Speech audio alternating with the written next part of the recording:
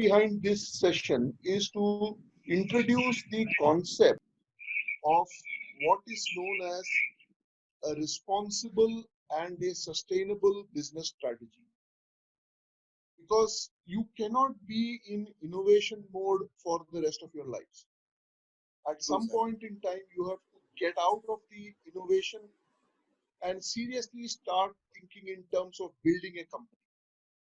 So how do we build a company? Because if once we do this right, this will be your building block for your company for the next 3 years, 5 years, 7 years. And this is a live document, a template which we create, which will ensure that your organization remains relevant, your organization remains cutting edge, so to speak, and the market for your product is constant. So this will help you develop these skills and develop a template. Also, while doing this, it will answer a lot of important questions which innovations or startups typically face, and that is about HR. HR is a big problem. So getting the right people, what kind of people are we looking for, number of people that how are we going to scale up our organization? This will help you with that. Second is financing. It will make your startup more attractive to fund managers because the latest trend is on ESG funding.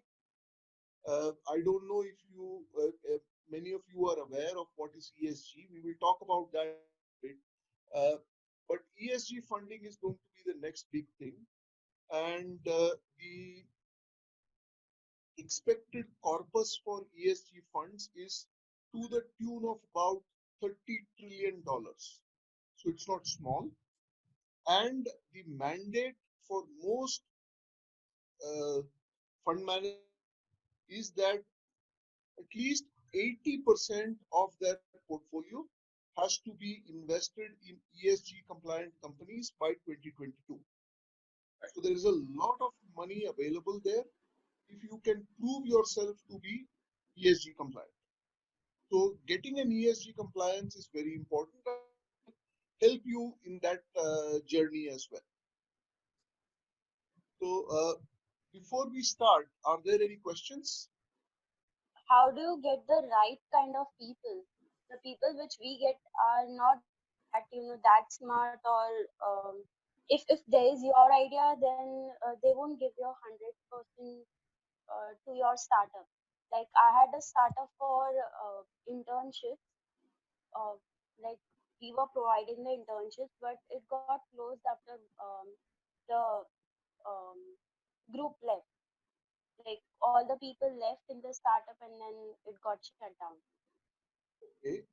Uh, when we go through this model and when you start putting your specific uh, situation into the model will give you the answers to these questions. That is the elegance of this model which we will talk about today. Right. And it will tell you in a it will the prompts will come from your strategy itself. And uh, once we get into it, you will realize by yourself how this thing will work out. Sure, sir. We can move with the presentation so that everyone can get a glimpse of that, and meanwhile they'll articulate this and try to figure it out what they're going to ask. So meanwhile we can interact with the startup. So we are talking about responsible and sustainable business strategy. What is this? I mean, to most of you, this must be a new concept. And the most common question that is asked is, what you would have usually heard in the context of sustainability is about the environment. We are talking about plastic recycling, we are talking about waste reduction, we're talking about energy management, and how is it relevant to me? Why? I mean, I may be maybe there are uh, organizations which are into consulting. There are organizations which are in IT. Uh, how am I? I am not polluting. I don't have any polluting uh, mechanism in my organization. Uh, why? I am already sustainable. Well, you are so a sustainable business strategy is something which is a little different. It's not sustainability, but it is sustainable. There is a difference, and that is what we will talk about now. So, what is sustainable business, or when we say responsible business, what is a responsible business? A responsible business is one. It is an ethical business. We have to be very clear. It is an ethical business which is based on harmony between the various stakeholders. I will elaborate on these terms during the presentation. But so an ethical business, meaning one where our morals and principles are clearly defined. As leaders, I mean, each one of you is the leader of your organization. So if you are going to be setting an example for your teams, you need to have a very strong ethical background. You cannot expect your teams to behave ethically if you don't behave ethically yourself. And right at the beginning, you need to define what are your ethics. If you say, I mean, I'm just giving examples now. Uh, it is okay for me to bribe to get my work done, but I don't expect my teams to be bribed. That is not ethics. If I mean I can do it, but my team should not do it, or should not. They should not be bribed. That is not. As leaders, your teams look up to you, and the leader should be seen as walking the talk. So if you are going to say that these are the morals, that these are the ethics that my business is going to be built upon, you have to demonstrate those ethics. So that is the first building block of any sustainable business, is having your basic ethics as the foundation. It has to be made very clear from day one, preferably, that these are do's and don'ts in this organization. I can give you an example. My last assignment was with a Swedish company where we were running a factory in Ahmednagar. Ahmednagar is about 150 kilometers from Pune. Uh, as a multinational company, we had a world-class guest house there because we would get people from Sweden coming down, and there were no hotels. There are not even a good three-star hotel in Ahmednagar. So getting people to stay, etc., was becoming difficult. So we had built a very good guest house there. What happened was, because of the infrastructure that we had developed, government agencies, even other companies would request that our guest house be used for their people to stay for 1 or 2 days. Some of them were our clients, but the others were also other organizations in that area. So this was becoming a real issue, because how do you say no, especially when you're dealing with people who are directly connected with your business? So things that we did was, we took an internal decision that, because and our guest house was inside our factory, so people had to necessarily come inside the factory to access the guest house. So it was also becoming a problem with the secrecy like that. So we took an internal decision first, saying that this factory, this guest house will be open only for our employees. They could be from anywhere in the world, but they had to be a company employee, otherwise they're not allowed. So what we started out is we started out small because we had to stop people from staying there. So what we did was we first stopped our auditors from staying there because that was in our control. So we said, auditors, we will make hotel arrangements for you. We will make sure you're safe. You can have your dinner, lunch, etc. in the guest house. But for staying, you will go out. So first we started with the auditors. From the auditors, we moved to our vendors. And then when that happened, it became easier for us to tell our customers that the facility was not open to them. Mm. And finally, when we went to the government agencies, that was the most trickiest of all because uh, government agencies are the ones who can create a lot of problems for you if you are not particularly tactful with them. But we could manage that by saying that we have got a direction from Sweden. So this was a Swedish company. We said we have a direction from our parent company. I'm sorry, we can't allow because it violates our anti-bribery law. So you will have to, and with that, we were able to get around this situation. So all I'm trying to say here is you will have to be very, very strong in declaring your ethics. Because once you set an example, it is very difficult to step back. So a sustainable business is also an ethical business. Second definition is that the needs and realistic aspirations of all stakeholders are realized. So every stakeholder in your organization has some aspiration, has some need. So they have to be realized. We will come to what are these needs and aspirations in a little while. And your vision, mission, and values will have to come from these two steps.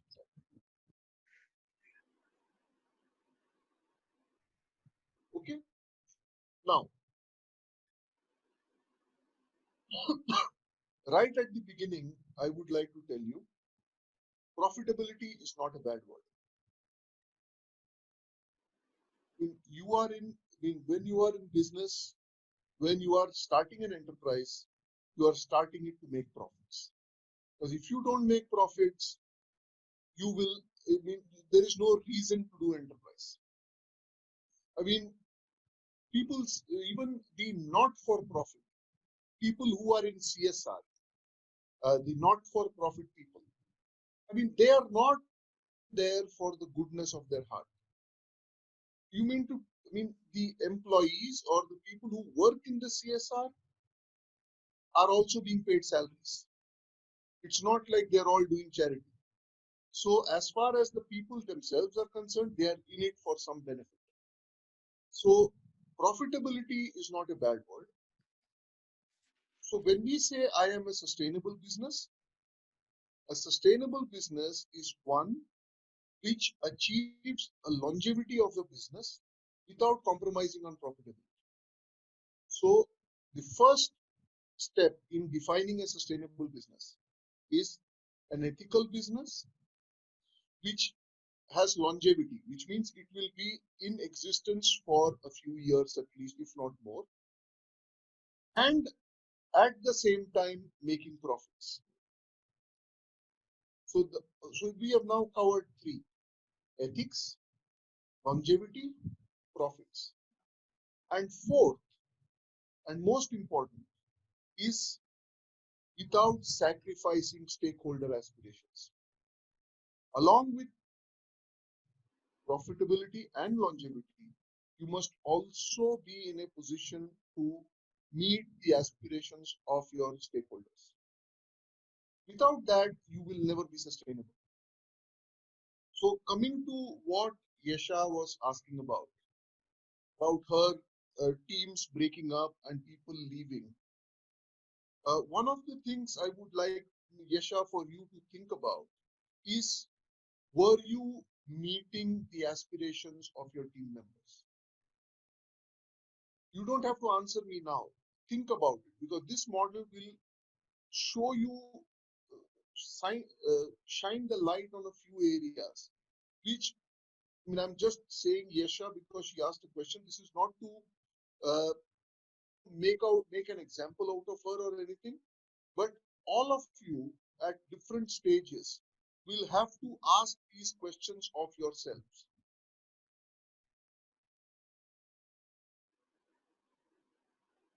So now, why do we want a sustainable business? I mean, we said what is a sustainable business? Now, why? Why a sustainable business? Because ultimately you are doing all this. You have a startup. You have the aspiration of growing the startup into something bigger, into a company, and with whatever your own vision for the future. So for that, your business has to have a lifespan wherein your aspirations are met. So the first statement which I always say is, the sustainability is possible only on a bulging wallet and not on an empty stomach. If you look at all the organizations in the world, without exception, who are sustainable, they are all profit making. So they have a bulging wallet. So your strategy to be has to be one which is profitable. Now, you will achieve a sustainable business only if you balance the aspirational needs of the stakeholders. If you are not, we will come to what are the stakeholders, who are the stakeholders in a little while, just 2 or 2 later. But unless their needs are met, you will not be sustainable. Third is ethical behavior. Fourth is the personal moral line. We talked about this. Personal moral line is what I talked about right at the beginning. What are my personal values? The personal moral line, I mean, you might have heard about Christensen, Clayton Christensen, the father of innovation. He actually defined what is called as a personal moral line. The personal moral line is, it is sort of like a Lakshman, which for, for me personally, this is my Lakshman Rekha. Under no circumstances will I cross this line. So that is my personal moral line. And as far as the personal moral line is concerned, it is 100% and zero. You have a situation where you say, okay, 5% of the times I will cross this Lakshman Rekha, but 95% of the times I will stay inside the Lakshman Rekha. It doesn't work that way. You have to have a situation where you are 100% on the right side of your personal moral line. And finally, the 4 P's. I will just introduce the 4 P's to you, and that the 4 P's will eventually make your business sustainable uh, and ensure that you have the longevity that is required to take startup to an organization phase and then to a growth phase. So, why is a sustainable business so important? Because of increasing relevance of ESG. Now, what is ESG? Uh, Once this call is over, I would like that you go on to Google and look up ESG. So this is going to be very important for you because you need to start attracting investors at some point in time. Maybe some of you are looking at it immediately. Some of you may be looking at it 6 months down the line. Some of you may be looking at it 1 year down the line. So ESG is very important for you. ESG stands for environmental, social, and governance. That is the ESG, environmental, social, and governance. So your organization has to be compliant on all the three fronts. It should be environmentally compliant, it should be socially compliant, and it should be compliant on the governance front. And so this is today take accepted as the benchmark for how a business should be run. And as I mentioned at the beginning of the webinar, by 2023, the budget for the funds is going to be something to the tune of $20 trillion. So, and a lot of it is going to be flowing into companies which are ESG compliant. So have a look at it and start bringing it into your DNA, because ESG is the way forward. So ESG compliance is possible only when economic sustainability is a reality. If you see the original ESG, it only talks of environmental, social, and governance related issues. It does not talk about profits anywhere. So I would say, rather than ESG, we have to talk about EESG as a relevant principle. Because unless you are making profits, you will not be interested in ESG. And neither will your investors be interested in ESG. So EESG is the relevant principle for ensuring sustainability. So what is EESG, or the 4 Ps that we talked about? If you look at the figure, you see 4 vectors which are going to be driving your enterprise. So profits is one, people is another, planet is the third, and typically when there is something called as the model for businesses. And in the 3P model, people talk about the 3Ps stand for people, profits, and planet. But if you remember in one of the earlier slides, I talked about 4Ps. The 4th P, which is equally important, is principles. Your own personal moral compass and ethics. The moral compass and ethics of the organization. That is very, very important. I mean, there are a lot of organizations, a lot of companies which are very profitable, but they are not very highly respected because of their principles. So even if you may be profitable, people still doubt your ESG compliance because you don't have the right principles.